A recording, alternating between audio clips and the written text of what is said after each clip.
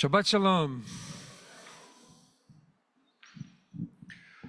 While I was studying to become a rabbi, I spent 4 summers working at a Camp Ramah as the Mashgiach Ruchani, spiritual advisor of the camp in northern Georgia. And as part of Camp Ramah, as all of them, there are many rabbis who are always going in and out of the camp to teach the campers, to teach the staff members. Sometimes there are 600 to 800 people. It's really a big village. So one day in the summer, I heard at the time that Rabbi Danny Nevins, who was the dean of the Jewish Theological Seminary of JTS, was coming to the camp. And he was a leader of the movement, one of the leaders, the leader, and being in Los Angeles, I'd never gotten to meet him, and so I was intrigued. So that one afternoon, I'm in the library, and suddenly there he is, Rabbi Nevins, looking at a book. And, you know, I thought this is one of the leaders of the movement, and he's going to have a little bit of that feeling of what we call a macher, mover and shaker, and someone of importance. He was this really very low-key, this wonderfully present and approachable, and we chatted about all kinds of things. And that evening, he was teaching a class on the Zohar to a group, and he was just very humble and transparent about what he knew and didn't know, about what he was teaching. Really no big airs, just very humble, lovely guy, and very open.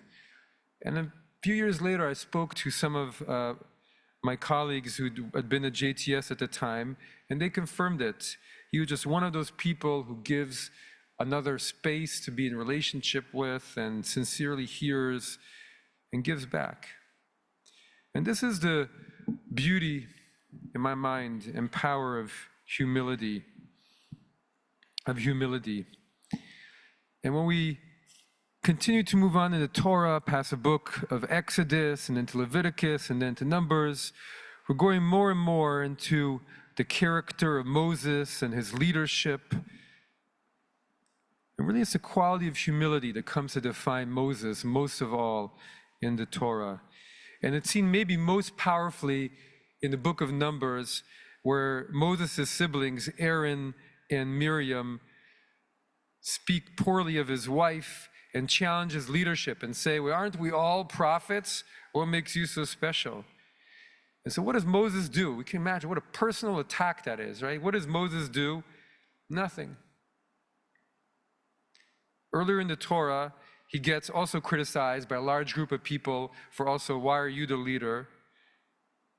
But this is even worse. This is his own family behind his back spreading rumors. But he remains silent because he has equanimity. And whether he's praised or criticized, not big factors, because he's just dedicated to doing his job. This is who Moses is. It's not that he's become a pushover. Moses was a pretty fiery prophet, but he was more focused on being there for other people and for his mission, his divine mission, than worried about his ego. As Rabbi Jonathan Sachs says, true humility is mindlessness of self. An anav, this is the Hebrew word that's most often used for humility, is one who never thinks about himself or herself because he or she has more important things to think about. Humility is the silence of the self in the presence of that which is greater than the self. And this is how the Torah leaves us. At the end of the 40 years of traveling, God in the Torah describes Moses as the humblest man who walked the earth. So in our parsha this morning, the book of Leviticus begins with the word Vayikra, and God called out to Moses. And in the word Vayikra, and God called, the last Hebrew letter of the word Vayikra is the letter Aleph. And the Aleph in every Torah is smaller than all the other letters. It's half the size of the other letters, and this is part of the Masoretic text. And for a Torah to be correct, has to include this feature, and the same in the Chumash that follows the Masoretic text, such as R1. And so why is the Aleph small? So Torah, the rabbis respond, because Moses had made his Aleph, had made his own self, his ego, small. And he's made his own self small And that's how you hear the divine voice calling out to one.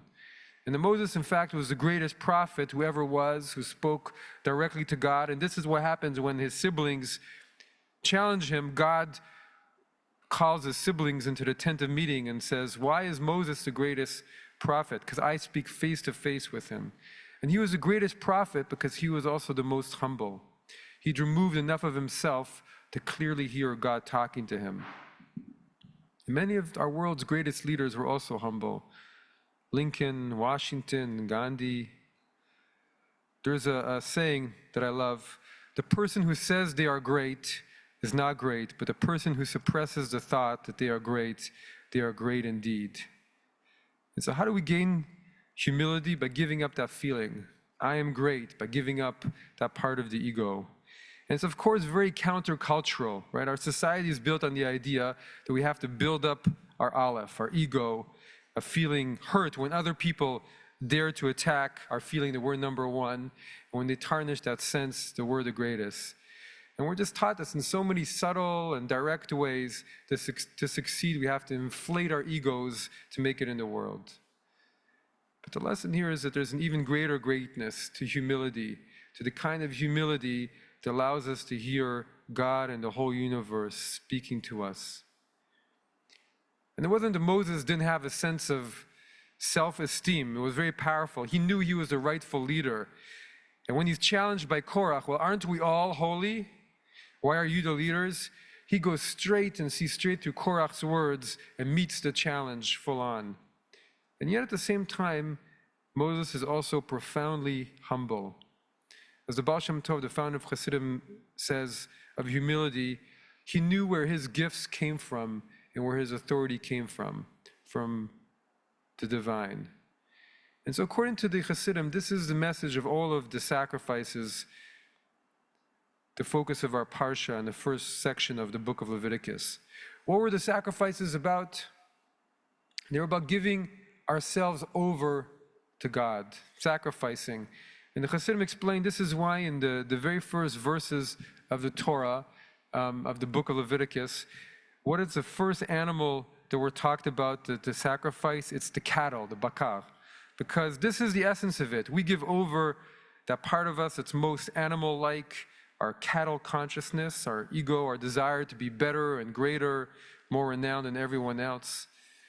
But then when we let go of that, when we sacrifice that up, then we can hear the voice calling back to us, and we become truly great. And the word in Hebrew for a sacrifice, korban, comes from the word karov, close. Sacrificing even a little bit of that aleph makes room for that closeness to the universe, to God, to being in harmony with all. And so through giving their sacrifices, they received all the qualities that the sacrifices are named after: peace, well-being, thanksgiving. And by embracing humility and wanting to talk to the whole universe, that opened up a richness of spirit and a blessing into their lives. Despite the fact that we no longer have a temple and we no longer offer sacrifices, God is still calling us through that book of Leviticus, through this idea and through the first word of the book, Vayikra, not to sacrifice animals, but rather to sacrifice parts of our aleph, of our ego, of our chametz, as we think about it this time of year, to give up our need for name and fame and make space within us to hear the universe speaking back to us in all of that beauty and expanse. Shabbat Shalom.